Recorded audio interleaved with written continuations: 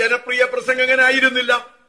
ദേശത്തെ മാന്യന്മാരോട് വരെ സർപ്പസന്തതികളെ എന്ന് വിളിച്ച് പ്രസംഗിക്കുന്നതായ അത്ര കഠിനമായ വാക്കിൽ പ്രസംഗിക്കുന്നയാളായിരുന്നു. നിങ്ങൾക്ക് വേണമെങ്കിൽ ചോദിക്കാം, വിധിക്കാൻ നീയാര്? ശരിയാണ്. പക്ഷെ ദൈവത്തിന്റെ ആത്മാവിൽ നിറഞ്ഞ് പ്രവചിക്കുമ്പോൾ, ദൈവത്തിന്റെ ആത്മാവിൽ നിറഞ്ഞ് പ്രസംഗിക്കുമ്പോൾ ഇങ്ങനെയൊക്കെ പറയാൻ പറ്റൂ. സർപ്പസന്തതികളെ സർപ്പസന്തതികളെന്ന് തന്നെ വിളിക്കും, കപടഭക്തരെ കപടഭക്തരെന്ന് തന്നെ വിളിക്കും.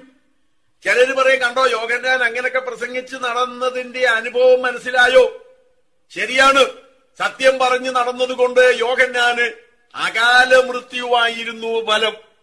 നന്നേ ചെറുപ്പത്തിൽ തന്നെ യോഹന്നാൻ മരിക്കാനിടയായി. 31 വയസ്സുപോലും തികഞ്ഞിരുന്നില്ല യോഹന്നാൻ മരിക്കുന്ന സമയത്ത്. എന്തിനാണ് അങ്ങനെ മരിക്കേണ്ടി വന്നത്? കുറെ കാലം കൂടെ ജീവിക്കരുതായിരുന്നു? ജീവിക്കാമായിരുന്നു. എന്ത് ചെയ്യാം? ഹേരോദാവ് തന്റെ സഹോദരന്റെ ഭാര്യയെ തട്ടിയെടുത്ത് സ്വന്തം ഭാര്യയാക്കി. അതിന് യോഹന്നാൻ എന്നാ വേണം? യോഹന്നാൻ അതുകൊണ്ട് വിശേഷിച്ച് ഒരു നഷ്ടവും വരുന്നില്ല, വിശേഷിച്ചൊരു ദോഷവും വരുന്നില്ല. മാത്രമല്ല, ഈ ഹേരോദാവ് എന്ത് ചെയ്താലും യഹൂദനായ യോഹന്നാൻ അതിൽ ഇടപെടേണ്ട കാര്യമില്ല. യഹൂദ മതത്തിന്റെ ഭാഗമല്ല അവന്, അവിടുത്തെ ഒരു ഭരണാധികാരിയാണെന്നുള്ളതേ ഉള്ളൂ. അങ്ങനെ ഇരിക്കാൻ ഇതിനകത്തൊന്നിനാ കയറി ഇടപെട്ടത്. പക്ഷെ ഇടപെടും. ദൈവാത്മാവിൽ നിറഞ്ഞവരുടെ പ്രത്യേകത അതാണ്, അവരിടപെടും.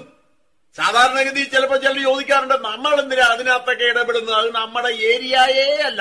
എന്നോടൊരാൾ പണ്ട് പറഞ്ഞു, നിങ്ങൾ എന്തിനാ ആവശ്യമില്ലാത്തൊക്കെ വിമർശിക്കാൻ പോകുന്നത്? അതൊന്നും നമ്മുടെ ഏരിയയേ അല്ല. ഞാൻ പറഞ്ഞത് നിങ്ങളുടെ ഏരിയ അല്ലായിരിക്കും, പക്ഷെ എന്റെ ഏരിയ ആണ്.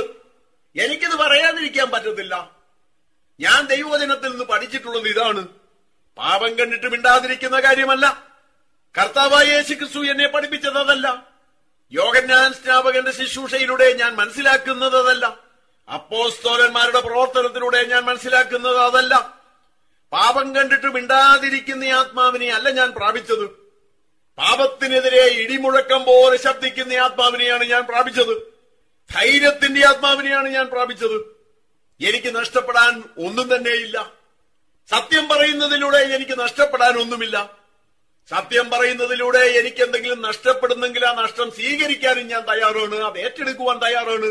അത് നഷ്ടമായി ഞാൻ കണക്കാക്കുന്നതില്ല. യോഹന്നാൻ ആവശ്യമില്ലാതെ സത്യം പറഞ്ഞത് നിമിത്തം അവന്റെ തല തന്നെ അവന് നഷ്ടപ്പെട്ടു, അവന്റെ ജീവിതം തന്നെ നഷ്ടപ്പെട്ടു. തന്റെ തല പോകുമെന്നറിഞ്ഞിട്ടും ജീവിതം നഷ്ടമാകുമെന്നറിഞ്ഞിട്ടും യോഹന്നാൻ സത്യം പറഞ്ഞു എന്ന വസ്തുത നാം മനസ്സിലാക്കേണ്ടതാണ്. തന്നെ പരീശന്മാരും ശാസ്ത്രിമാരും സംഘത്തിന്റെ അംഗങ്ങളും എല്ലാം ചേർന്ന് കൊല്ലുമെന്നറിഞ്ഞിട്ടും സത്യം പറയുവാൻ യേശുവിന് യാതൊരു മടിയും തോന്നിയില്ല. ഇതൊക്കെ തന്നെയാണ് നമ്മുടെ മുമ്പിൽ മാതൃകയായി നിൽക്കുന്നത്. ദൈവദാസന്മാരെ, ദൈവമക്കളെ, സത്യം പറയുവാൻ നാം മടിക്കേണ്ടതില്ല. സത്യം പറയുവാൻ നാം ഭയപ്പെടേണ്ടതില്ല. യോഹന്നാന്റെ ജീവിതം തരുന്ന ദൂതതാണ്, കർത്താവിന്റെ ജീവിതം തരുന്ന ദൂതതാണ്. അപ്പോസ്തലന്മാർ ചെയ്തത് അങ്ങനെ തന്നെയാണ്. ഭംഗിവാക്ക് പറഞ്ഞ ജനങ്ങളുടെ പ്രീതി പിടിച്ചു പറ്റി നല്ല പ്രസംഗങ്ങൾ എന്നുള്ള പേരെടുത്ത് കാശുണ്ടാക്കുന്ന പരിപാടിയല്ല ദൈവവേല എന്ന് പറയുന്നത്. സത്യത്തിന് നേരെ കണ്ണടച്ചു കളയാതെ, പാപത്തിന് നേരെ കണ്ണടച്ചു കളയാതെ, പാപത്തിനെതിരായി പ്രാണത്യാഗത്തോളം പോരാടുന്നതാണ് ദൈവവേല എന്ന് പറയുന്നത്. ചിലര് പറയും, ഇങ്ങനെയുള്ള ഭാഷയൊക്കെ ഉപയോഗിക്കാമോ? ഇത് ആത്മീയർക്ക് ചേർന്നതാണോ? അവര് വിചാരിക്കുന്നത് പോലുള്ള ആത്മീയർക്ക് ചേർന്നതൊന്നുമല്ല. എന്നാൽ ദൈവവചനപ്രകാരമുള്ള ആത്മീയൻ, ദൈവഹിതപ്രകാരമുള്ള ആത്മീയന് ചേർന്നതാണ് സർപ്പസന്തതി, വെള്ളയടിച്ച ചുവര്, അങ്ങനെയുള്ള വാക്കുകളൊക്കെ. ദുർനടപ്പുകാരനെ ദുർനടപ്പുകാരൻ എന്നല്ലാതെ എന്താ വിളിക്കുക?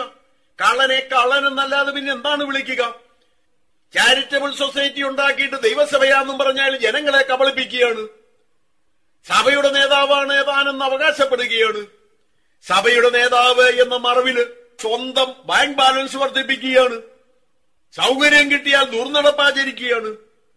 ജാതികൾ പോലും ചെയ്യാൻ അറയ്ക്കുന്ന എല്ലാ ദുഷ്പ്രവർത്തികളും ചെയ്ത് ജീവിക്കുകയാണ്.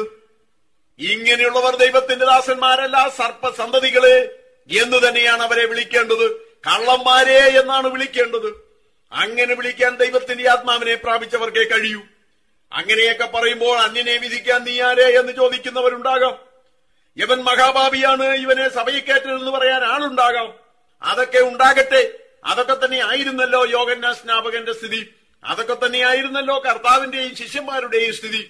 അതുകൊണ്ട് ദൈവവേല ചെയ്യുവാൻ തയ്യാറുള്ളവർ, ദൈവത്തെ പിൻപറ്റുന്നവർ, ദൈവത്തിന്റെ ആത്മാവിൽ നിറഞ്ഞ് വേല ചെയ്യുന്നവർ പാപത്തിന്റെ നേരെ കണ്ണടയ്ക്കരുത്. കർത്താവും ശിഷ്യന്മാരും ചെയ്തതുപോലെ, യോഹന്നാൻ സ്നാപകൻ ചെയ്തതുപോലെ, എന്തെല്ലാം നഷ്ടമുണ്ടായാലും സത്യത്തിനു വേണ്ടി നിവരെ നിൽക്കണം. സർപ്പസന്തതികളെ എന്ന് തന്നെ അവരെ വിളിക്കണം. അത് ആത്മീയർക്ക് ചേർന്ന ഭാഷയല്ല എന്ന് ആരെങ്കിലും പറയുന്നെങ്കിൽ അവര് പറയുന്ന രൂപത്തിലുള്ള ആത്മീയമല്ല ദൈവവചനത്തിലുള്ളത് എന്ന് നിങ്ങൾ മനസ്സിലാക്കുക. ആകയാൽ ദൈവമക്കളെ, ആരെയും ഭയപ്പെടാതെ, പാപത്തിനു നേരെ കണ്ണടയ്ക്കാതെ, ദുഷ്പ്രവർത്തികൾക്കും പാപങ്ങൾക്കും എതിരായിട്ട് പ്രതികരിച്ചുകൊണ്ട്, പാപികൾക്കെതിരെ ദൈവവചനം അനുവദിക്കുന്ന പരമാവധി ശക്തിയുള്ള വാക്കുകൾ ഉപയോഗിച്ചുകൊണ്ട് പാപത്തിനെതിരെ പോരാടുവാൻ, പാപികൾക്കെതിരെ പോരാടുവാൻ, കപടഭക്തർക്കെതിരെ പോരാടുവാൻ കർത്താവ് നിങ്ങളെ ശക്തീകരിക്കട്ടെ എന്ന് പ്രാർത്ഥിച്ചുകൊണ്ട് ഞാൻ എന്റെ വചനങ്ങൾ ഇവിടെ കൺക്ലൂഡ് ചെയ്യുകയാണ്. ദൈവം നിങ്ങളെ അനുഗ്രഹിക്കട്ടെ.